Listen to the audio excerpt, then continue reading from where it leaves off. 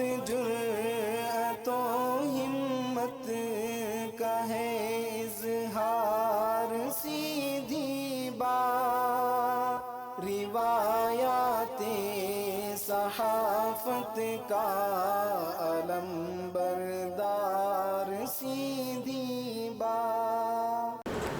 ناظرین گرامی، السلام علیکم ورحمۃ اللہ وبرکاتہ۔ میں ہوں آپ کا میزبان انصار عزیز ندوی اور آپ اس وقت دیکھ رہے ہیں سپر پرائم ٹائم۔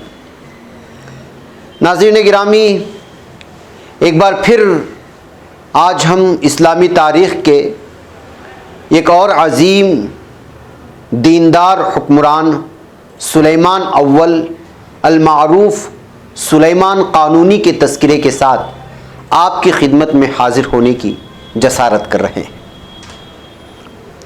ناظرین گرامی، سلیمان اول جو کہ مشہور ہیں، معروف ہیں سلیمان قانونی کے نام سے یا پھر سلیمان اعظم کے نام سے، سلطنت عثمانیہ کے 10ویں فرمانروا تھے، جنہوں نے 1520 عیسوی سے 1566 عیسوی تک 46 سال تک حکمرانی کی۔ وہ بلا شبہ سلطنت عثمانیہ کے سب سے عظیم حکمران تھے۔ سلیمان کو ہارون رشید، مامون رشید، ملک شاہ سلجوقی اور شاہ جہاں جیسے بادشاہوں کی صف میں شمار کیا جاتا ہے۔ سلیمان اعظم شیر شاہ سوری اور جلال الدین محمد اکبر کے ہم عصر تھے، لیکن اس کے باوجود اپنے زمانے کے سب سے بڑے حکمران تھے۔ شیر شاہ سوری کی سلطنت چھوٹی تھی اور انہوں نے صرف 4 سال حکومت کی، جبکہ اکبر نے یقیناً ایک بڑی سلطنت قائم کی جو پائیدار بھی تھی، لیکن سلیمان کی زندگی میں اکبر کی حکومت کو پورا عروج نہیں ہونے پایا تھا۔ اس طرح سلیمان اپنی زندگی میں دنیا کے سب سے بڑے حکمران تھے۔ انہوں نے اپنے بے مثل عدل و انصاف اور لاجواب انتظام کی بدولت پوری مملکت اسلامیہ کو خوشحالی اور ترقی کی شاہ پر گامزن کر دیا تھا۔ انہوں نے مملکت کے لیے قانون سازی کا جو خصوصی اہتمام کیا، اس کی بنا پر ترک انہیں سلیمان قانونی کے لقب سے یاد کرتے ہیں، جبکہ مغرب ان کی عظمت کا اس قدر معترف ہے کہ مغربی مصنفین نے انہیں سلیمان ذی شان یا سلیمان عالی شان اور سلیمان اعظم کہہ کر پکارتے ہیں۔ دلچسپ بات یہ ہے کہ سلطان سلیمان ایک عظیم فاتح ہونے کے ساتھ ساتھ ایک عظیم شاعر بھی تھے۔ ان کی حکومت میں سرزمین حجاز، ترکی، مصر، الجزائر، عراق، کردستان، یمن، شام، بیت المقدس، خلیج فارس اور بحر روم کے ساحلی علاقے، یونانی اور مشرقی و مغربی ہنگری شامل تھے۔ سلیمان قانونی 6 نومبر 1494 عیسوی یعنی 900 ہجری میں پیدا ہوئے۔ ان کے والد سلیم اول دولت عثمانیہ کے 90 سلطان تھے، جبکہ والدہ کا نام عائشہ حفصہ سلطان تھا۔ سلیمان نے اپنے والد سے 16 سال تک جنگی فنون کی تربیت حاصل کی۔ سلیم اول نے اپنے بیٹے کو دینی و دنیوی تعلیم دلوانے کا بھی اہتمام کیا تھا۔ سلیمان کی انتظامی صلاحیتوں کو اس وقت جلا ملی جب انہیں مختلف صوبوں میں حاکم مقرر کیا گیا۔ سب سے پہلے انہوں نے اپنے دادا سلطان بایزید ثانی کے زمانے میں کفہ کی سنجق یعنی صوبے میں حکمرانی کے فرائض انجام دیے۔ مغتیسیہ، ادرنا اور سارو خان کی حکمرانی کی ذمہ داریاں بھی انجام دیں۔ سلیم اول نے جب ایران پر حملہ کیا تو سلیمان ہی نائب کے حیثیت سے قسطنطنیہ میں موجود تھے۔ جہاں تک ان کی تعلیم کی بات ہے تو 7 سال کی عمر میں سلیمان کو سائنس، تاریخ، ادب، الہیات اور جنگی فنون سیکھنے کے لیے توپ کاپی محل قسطنطنیہ بھیجا گیا تھا۔ جوانی کے دور میں ان کی دوستی پارگلی ابراہیم سے ہو گئی تھی، جو ایک غلام تھا اور بعد ازاں ان کا سب سے بااعتماد مشیر بنا۔ ان کے ذاتی اوصاف اور اخلاق کے بارے میں یہ تفصیل ہمیں تاریخ کی کتابوں میں ملتی ہے کہ سلطان سلیمان 26 سال کی عمر میں تخت نشین ہوئے۔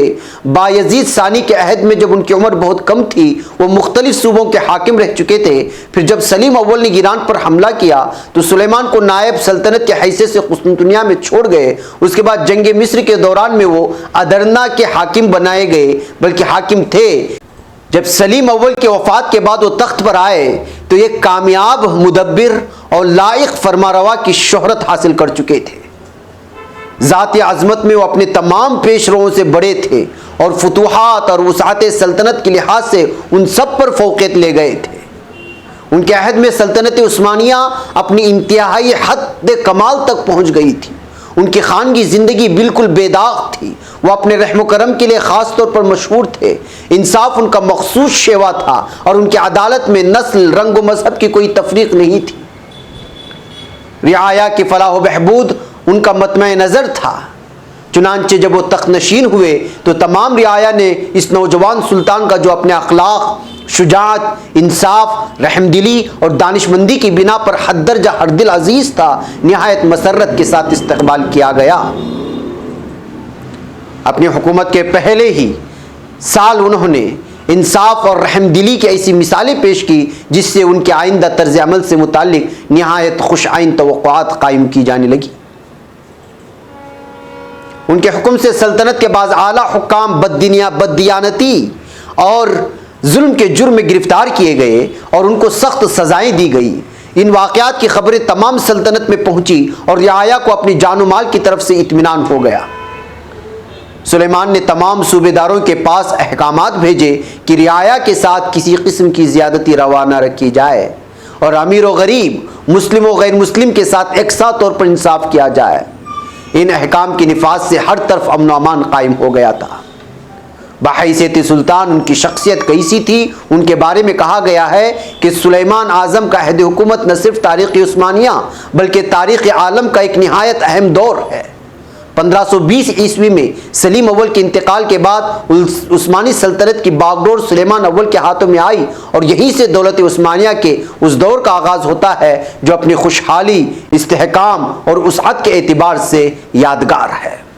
جی ہاں ناظرین، مجھے یہاں پر ایک چھوٹی سی بریک کی اجازت دی۔ بریک کی اس پر کچھ اور حقائق۔ ناظرین گرامی، استقبال ہے سیدھی بات کے سپر پرائم ٹائم میں۔ ناظرین، سلیمان نے اپنے 46 سالہ دور حکومت میں خلافت عثمانیہ کو سیاسی برتری دلوانے اور اسے برقرار رکھنے کے لیے جو کوشش کی وہ بلا شبہ لائق تحسین ہے۔ ان کا ایک کارنامہ اس لحاظ سے بھی بے حد ممتاز ہے کہ اس دور میں مسیحی و مغربی طاقتیں بیدار اور متحد ہو رہی تھیں۔ مغربی یورپ کی سلطنتیں قرون وسطیٰ کے خلفشار سے نکل کر عہد جدید کی معرکہ آرائیوں کے لیے تیار ہو رہی تھی۔ سلطنت عثمانیہ اور ان کے درمیان 40 سال سے کوئی بڑی جنگ نہیں ہوئی تھی۔ یورپ میں بایزید ثانی کی لڑائیاں چھوٹی چھوٹی مسیحی ریاستوں کے ساتھ محدود تھی۔ سلیم اول کی توجہ تمام تر اسلامی سلطنتوں کی جانب ان کی توجہ مبذول رہی۔ اس مدت میں یورپ کی سلطنتوں نے بہت نمایاں طور پر ترقی کر لی تھی۔ اسپین سے مورس کا اخراج ہو چکا تھا اور وہاں کی مختلف مسیحی ریاستیں متحد ہو کر ایک فرما روا کے زیر حکومت آ چکی تھی۔ فرانس اپنے خانہ جنگیوں کو ختم کر کے دوسرے ملکوں کی فتوحات کے لیے نکل چکا تھا۔ انگلستان اور سلطنت آسٹریا میں بھی قوت و استحکام کی علامتیں ظاہر ہو رہی تھی، بلکہ تھی۔ من جملہ دیگر فنون کے مقابلے میں فن حرب میں خصوصیت کے ساتھ بہت زیادہ ترقی ہو گئی تھی۔ فن حرب یعنی جنگ کے فن میں باقاعدہ تنخواہدار پیدل فوجیں بڑی تعداد میں رکھ لی گئی تھی، بلکہ رکھی جا رہی تھی۔ آتشی اسلحوں کا استعمال کثرت سے کیا جا رہا تھا۔ آتش یعنی آگ کے گولوں کا اسلحہ۔ عیسائی سلطنتوں میں اپنی قوت کا احساس اور مسلمانوں سے تازہ مقابلے کا حوصلہ شدت سے پیدا ہوا تھا۔ یورپ مذہبی جوش سے لبریز تھا اور باہمی عداوتوں کے باوجود تمام مسیحی سلطنتیں دولت عثمانیہ کے مقابلے کے لیے آمادہ و مستعد تھی، تیار تھیں، اور بڑی بڑی شخصیات عثمانیوں کا مقابلہ کرنے کے لیے میدان میں آ چکی تھی، آ گئی تھی۔ مثلا شہنشاہ چارلس پنجم جو یورپ کے نصف سے زائد حصے پر اس وقت حکمران تھا، جس میں موجودہ اسپین، بیلجیم، ہالینڈ اور جرمنی شامل تھے۔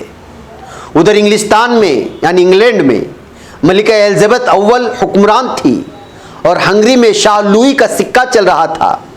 یہ یورپ کی بیداری کا زمانہ تھا۔ فرانس، انگلستان اور آسٹریا نے اپنے اختلافات ختم کر چکے تھے اور مسیحی طاقتیں پوری طرح سے متحد ہونے کی فکر میں تھیں۔ دولت عثمانیہ کے لیے چارلس اور اس کے معاونین سے قوت آزمائی کرنا آسان نہیں تھا، خصوصاً ایسی حالت میں کہ ایران کی وسیع سلطنت دشمنی پر آمادہ تھی اور شام و مصر میں ہر وقت بغاوت کا خطرہ تھا۔ چنانچہ حکومت سنبھالنے کے بعد اپنے 26 سالہ دور حکومت میں سلیمان کسی نہ کسی جنگ یا مہم میں مصروف رہے۔ اگرچہ درمیان میں مختصر وقفے بھی آئے، لیکن جہاد کا جو جذبہ سلیمان کے سینے میں موجزن تھا، اس نے انہیں آخر وقت تک میدان عمل میں مصروف رکھا، حتیٰ کہ جنگ کے دوران ہی انہوں نے دائی اجل کو لبیک بھی کہا۔ انہوں نے ذاتی طور پر 13 بڑی جنگوں میں شرکت کی، جن میں سے 3 ایشیا میں اور 10 یورپ میں لڑی گئی، اور اس طرح سلطنت عثمانیہ کے حدود میں 13 مرتبہ توسیع کی گئی۔ ناظرین، اس بات میں کوئی شبہ نہیں کہ 16ویں صدی میں ترکوں کی عظیم الشان کامیابی کا سبب ان کی زبردست فوجی قوت اور اپنی قوت عظمت کا احساس تھا، لیکن اس کامیابی کا اصل سبب یہ تھا کہ عنان سلطنت ایک ایسے فرمانروا کے ہاتھ میں تھی جو دولت عثمانیہ کا سب سے بڑا تاجدار اور اس وقت دنیا کا سب سے بڑا شہنشاہ تھا۔ سلیم اول کے آخری دور حکومت میں سلطنت عثمانیہ اور سلطنت ہنگری کے درمیان آویزش پیدا ہو گئی تھی اور سرحدی علاقے میں برابر چھوٹی چھوٹی لڑائیاں ہوتی رہتی تھیں۔ اس خلش کو دور کرنے کے لیے سلیمان کو بلغراد اور زباکر کے سرحدی قلعوں کو فتح کرنا ضروری ہو گیا۔ ان قلعوں کی فتح سرحد کے استحکام کے لیے بھی ضروری تھی اور یورپ میں مزید فتوحات حاصل کرنے کے لیے بھی۔ چنانچہ سلیمان نے ہنگری کے بادشاہ لوئی ثانی کے پاس اپنے سفیر بھیجے اور اس سے خراج کا مطالبہ کیا، خراج یعنی ٹیکس کا۔ لوئی نے اس مطالبے کے جواب میں عثمانی سفراء کو قتل کر دیا جو سفیر گئے تھے۔ سلیمان کو جب یہ خبر پہنچی کہ ان کے سفراء کو ختم کر دیا گیا ہے، قتل کر دیا گیا ہے، تو فوراً ہنگری کی فتح کے لیے روانہ ہو گئے۔ ان کے فوجی سرداروں نے زباکر اور دوسرے قلعوں کا محاصرہ کر کے قبضہ کر لیا۔ اس کے بعد سلیمان خود بلغراد کی طرف بڑھے اور اس شہر کے گرد جس نے محمد فاتح جیسے سلطان کو پسپا ہونے پر مجبور کر دیا تھا، اپنے خیمے نصب کر دیے اور گاڑ دیے۔ 7 روز کی گولہ باری کے بعد 25 رمضان 927 ہجری 21 اگست 1521 عیسوی کو بلغراد فتح ہو گیا تھا اور سلیمان نے اسے فتح کر چکے تھے۔ فتح کے بعد رسول اکرم صلی اللہ علیہ وسلم کے اسوہ فتح مکہ پر عمل کرتے ہوئے نہ تو قلعے کے فوجی دستے کا قتل عام ہوا اور نہ شہر کے کسی باشندے کو قتل کیا گیا۔ سلیمان قانون نے وہاں کے سب سے بڑے گرجا گھر میں نماز ادا کی اور تثلیث کے اس عظیم الشان معبد کو خدائے واحد کی پرستش کے لیے مخصوص کر دیا۔ اس کے بعد انہوں نے بلغراد میں ایک ترکی دستہ متعین کیا اور قلعے کو ازسر نو مضبوط اور مستحکم کر کے قسطنطنیہ واپس آ گئے۔ بلغراد کے علاوہ سرحد کے دوسرے قلعوں پر بھی عثمانیوں نے قبضہ کر لیا اور ہنگری میں داخل ہونے کے تمام دروازے ان کے لیے کھل گئے۔ جمہوریہ وینس کا باجگزار ہونا بھی دور سلیمان قانونی کا ایک اہم واقعہ تھا۔ بلغراد کی فتح کا ہی یہ اثر تھا کہ جمہوریہ وینس نے ازسر نو اپنے کو سلطنت عثمانیہ کا باجگزار بننا تسلیم کر لیا اور جزائر قبرص جس کو سائبرس کہا جاتا ہے اور زانتا کا خراج 2 چند کر دیا، یعنی کہ پہلے تھوڑا ٹیکس دیتا تھا اس کا دگنا ہو گیا۔ اسی طرح فتح رودوش جس کا نام آتا ہے، یہ بھی مختلف وجوہ سے ضروری تھی۔ بلغراد اور رودوش یہی وہ 2 معرکے تھے جن میں سلطان محمد فاتح نے شکست کھائی تھی اور اسلامی فتوحات کے دامن پر ایک داغ کے مانند تھا۔ بلغراد کی فتح نے سلطنت عثمانیہ کے دامن سے شکست کا یہ داغ دھو دیا۔ سلیمان کی عالی حوصلگی اس دھبے کے دھونے کے لیے بے قرار تھی۔ علاوہ بری رودوش کے جہاز بحر روم کے مشرقی حصے میں اور مجمع الجزائر اور اناطولیہ کے ساحلوں پر لوٹ مار مچاتے رہتے تھے۔ رودوش کی فتح اس وجہ سے بھی ضروری تھی کہ قسطنطنیہ اور شام و مصر کے درمیان جو تعلقات اب قائم ہو گئے تھے، ان کے بیچ میں رودوش کے دشمن آ جاتے تھے اور اپنے جہازوں کے ذریعے سے رخنہ انداز ہوتے رہتے تھے۔ ان اسباب کی بنا پر سلیمان نے اس جزیرے پر قبضہ کرنے کا مصمم ارادہ کر لیا اور 300 جہازوں کا عثمانی بیڑا قسطنطنیہ سے رودوش کی جانب روانہ کیا، اور ساتھ ہی وہ خود بھی 1,00,000 فوج لے کر ایشیائی کوچک کے مغربی ساحل کی طرف بڑھے۔ بحری اور بری فوجوں کے جمع ہونے کی جگہ خلیج مارمریس قرار پائی جو رودوش کے محاذ میں واقع ہے۔ 4 رمضان 928 ہجری یعنی 28 جولائی 1522 عیسوی کو سلطان رودوش کے ساحل پر اترے، اور 8 رمضان 928 ہجری یعنی 1 اگست 1528 عیسوی کو رودوش کا محاصرہ شروع ہو گیا، جو تقریباً 5 ماہ تک جاری رہا۔ رودوش کے راہب مبارزین نے نہایت شجاعت کے ساتھ مدافعات کی، لیکن محاصرین کی قوت سے مجبور ہو کر بالآخر انہیں پیچھے ہٹنا پڑا۔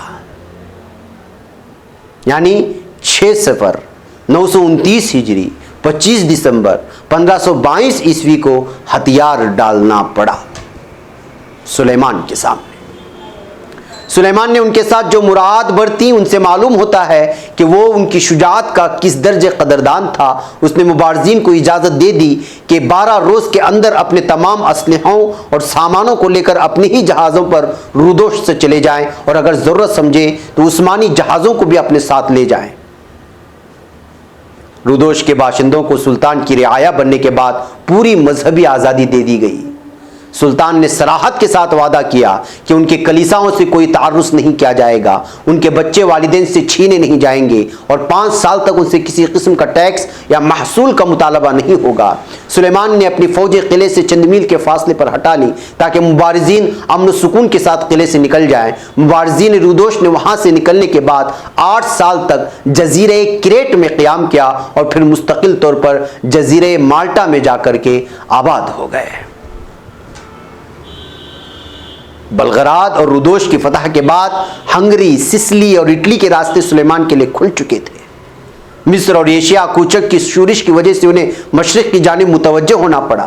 مصر کی بغاوت کو فرو کرنے کے لیے سلیمان نے ایک فوج مصر روانہ کی۔ مصر کے حاکم احمد پاشا کو قتل کر دیا گیا۔ اس کے بعد سلیمان نے صدر اعظم ابراہیم پاشا کو حکومت مصر کے انتظام و استحکام کے لیے مامور کیا، اور خود سلطنت کے داخلی انتظامات کی طرف متوجہ ہو گئے۔ ناظرین، مجھے یہاں پر ایک چھوٹے سے اور بریک کی اجازت ہے۔ بریک کے اس پار کچھ اور تحقیقات آپ کے سامنے رکھتے ہیں، پھر آپ لوگوں سے اجازت لیتے ہیں۔ بریک کی اجازت۔ ناظرین گرامی، استقبال ہے سیدھی بات کے سپر پرائم ٹائم میں ایک بار پھر آپ کا۔ ناظرین، اگر سلطان سلیمان قانونی کی وفات کے قصے کے بارے میں سنایا جائے یا کہا جائے، بیان کیا جائے، تو 1565 عیسوی میں آسٹریا سے جنگ شروع ہو گئی تھی، جس میں مسیحیوں نے کچھ کامیابیاں حاصل کی۔ سلطان اس زمانے میں بیمار تھے، انہیں کسی خاص بیماری کی شکایت تھی جس کو گٹھیا کہا جاتا ہے۔ اس کے باوجود مردانہ وار افواج کی قیادت کے لیے نکل آئے۔ آسٹریا کے قلعے سگتوار کا محاصرہ 2 اگست 1565 عیسوی کو شروع ہوا اور 8 ستمبر تک جاری رہا، اور قلعہ فتح ہو گیا۔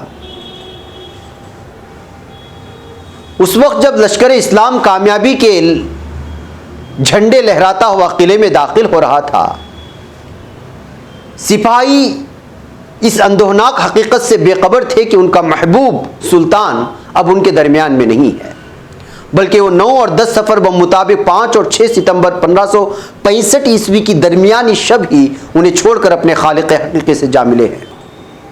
سلطان کی وفات کی خبر وزیر اعظم سوقو للی پاشا نے دانستہ مخفی رکھی اور فتح کے بعد اسے عام کیا۔ فتح کے شادیانے فوراً موقوف ہو گئے اور فضا سوگوار ہو گئی۔ سلطان کی میت واپس قسطنطنیہ لائی گئی، جہاں خود ان کی تعمیر کردہ مسجد سلیمانیہ میں انہیں سپرد خاک کیا گیا۔ انا للہ و انا الیہ راجعون۔ ناظرین، اگر ان کے کارناموں کی فہرست پر نظر کی جائے تو یہ بہت لمبی تفصیل ہے۔ کچھ اگر میں آپ لوگوں کے سامنے رکھنے کی کوشش کروں تو سلطان نے حکومت کے اداروں کو منظم کیا۔ ان کا دور ایک جمہوری دور تھا۔ انہوں نے شاہی خاندان کے افراد کے بجائے وزیر اعظم سوقو للی پاشا کو نظم و نسق سونپ دیا تھا۔ انہوں نے قانون سازی کی طرف خصوصی توجہ دی۔ فوج کی نظم و تربیت، فوجی نظام، جاگیرداری، زمینی جائیداد کے قوانین، پولیس اور فوج کی خدمات کے عوض جاگیر وغیرہ دینے کا ضابطہ اور آئین مرتب کروایا۔ انہوں نے محصول کی مقدار خود مقرر کی تھی۔ قانون کے روز سے کاشتکار اراضی کا مالک تھا۔ کاشتکاروں کو میسر سہولیات کی وجہ سے ہنگری کے علاقوں میں مقیم اکثر مسیحی کاشتکار بھاگ کے مسلمانوں کے علاقے میں آباد ہو گئے تھے، صرف اس وجہ سے کہ کاشتکار کو ان کی زمین دی جاتی تھی، وہ اس کے مالک ہوا کرتے تھے۔ مختلف جرائم کے لیے سزائیں مقرر کی گئی اور ان تمام قوانین کو بعد میں مجموعے کی شکل میں مرتب کیا گیا۔ مجموعے کی شکل میں سلطان نے ملک بھر میں اشیاء صرف کی قیمتیں مقرر کی، محکمے انسداد بے رحمی حیوانات بنایا، سرکاری دفاتر میں ریکارڈ مرتب کروائے جو کوتکات کہلاتے تھے۔ انہوں نے آب رسانی کے نظام کو بھی بہت ترقی دی۔ قسطنطنیہ میں ایک بڑی نہر جاری کروائی اور مکہ مکرمہ کی پرانی نہروں کی مرمت کروائی۔ بڑے شہروں میں اسپتال قائم کیے اور پل بنوائے۔ مکہ مکرمہ میں چاروں فقہی مذاہب کے لیے 4 مدرسے قائم کیے۔ متعدد شہروں میں خوبصورت مساجد تعمیر کروائیں جن کے ساتھ مدارس بھی کام کرتے تھے۔ 1424 عیسوی میں سلطان مراد ثانی کے زمانے میں جو شیخ الاسلام کا عہدہ قائم ہوا تھا، سلطان سلیمان نے اسے برقرار رکھا اور یہ عہدہ دولت عثمانیہ میں 498 سال تک رہا اور اس پر 131 علماء فائز ہوئے۔ سلطان نے فوج کو بہتر بنانے کا خاص انتظام کیا۔ ان کے پاس مستقل تنخواہ دار فوج 24,000 سپاہیوں پر مشتمل تھی، لیکن جنگ کے موقع پر 2 لاکھ سپاہی میدان میں لائے جا سکتے تھے۔ انہوں نے فوج کو محض انتظامی جذبے سے کبھی کسی مہم پر روانہ نہیں کیا۔ جب بھی فوج جنگ کے لیے روانہ ہونے لگتی تو اسے سختی سے تاکید کی جاتی کہ وہ عوام کی جان و مال کو کوئی نقصان نہ پہنچائے۔ فن تعمیر وہ میدان ہے جس میں سلطان کے کارنامے آج بھی مستحکم صورت میں اپنی نوعیت اور جاہ و جلال کی داستانیں بیان کرتی ہیں۔ سلطان نے مفتی ابو سعود کے فتوے کی بنیاد پر کعبۃ اللہ کی اثر نو تعمیر کروائی۔ ناظرین، سلطان کی تعمیر نے ترک ثقافت پر گہرے اثرات مرتب کیے۔ ہم سلیمان قانونی کو سلطنت عثمانیہ کا شاہجہاں کہہ سکتے ہیں۔ ان کے دور کے مشہور ترین معمار سنان پاشا تھے۔ سلطان کے دور میں جو مساجد تعمیر ہوئی ان میں بلند ترین مقام جامع سلیمانی کا ہے جو 1550 عیسوی سے 1556 عیسوی کے درمیانی عرصے میں تعمیر ہوئی۔ یہ عظیم مسجد شہر قسطنطنیہ جو موجودہ استنبول ہے اس کی سب سے اونچی پہاڑی پر تعمیر کی گئی ہے اور آج بھی موجود ہے۔ سلطان کی قبر مسجد کے صحن میں موجود ہے اور وہیں سلیمان ثانی اور کئی دیگر عثمانی خواتین کی قبریں بھی ہیں۔ ناظرین، کسی مسلم حکمراں کی مکمل تاریخ محض ایک ایپیسوڈ میں بیان کرنا بہت ہی مشکل ہے۔ وقت کی کمی کے سبب ہمیں بہت ساری تفصیلات کو حذف بھی کرنا پڑتا ہے اور چھوڑ دینا پڑتا ہے۔ کاش کہ ہمارے پڑھے لکھے نوجوان اسلامی تاریخ کا مطالعہ کرتے اور ریسرچ کے ذریعے ان کے مقام و مرتبے کو لوگوں پر، خاص طور سے موجودہ حکمرانوں پر واضح کرتے تاکہ ان کو سمجھ میں آئے کہ ہمارے اسلاف کے حکمراں کیسے ہوتے تھے۔ اصل میں ہمیں اپنے اسلاف سے کوئی تعلق باقی نہیں رہا اور ہم ذلت کے گہرے غار میں گر کر تباہ ہوتے جا رہے ہیں۔ اللہ اس قوم کو عقل و شعور عطا فرمائے اور مجھے یہاں پر اجازت دیں۔ السلام علیکم ورحمۃ اللہ وبرکاتہ۔ خبر پڑھنے کا تم نے بھی عجب انداز پایا ہے، رواداری کے جذبے نے بھی تم پہ ناز پایا ہے، اسی رہ میں محبت کا حسین اعزاز پایا ہے، تمہیں ہر انجمن میں ہم نے تو ممتاز پایا ہے، ممتاز پایا ہے، تمہیں سے ہے ترقی پر عزیز انصار سی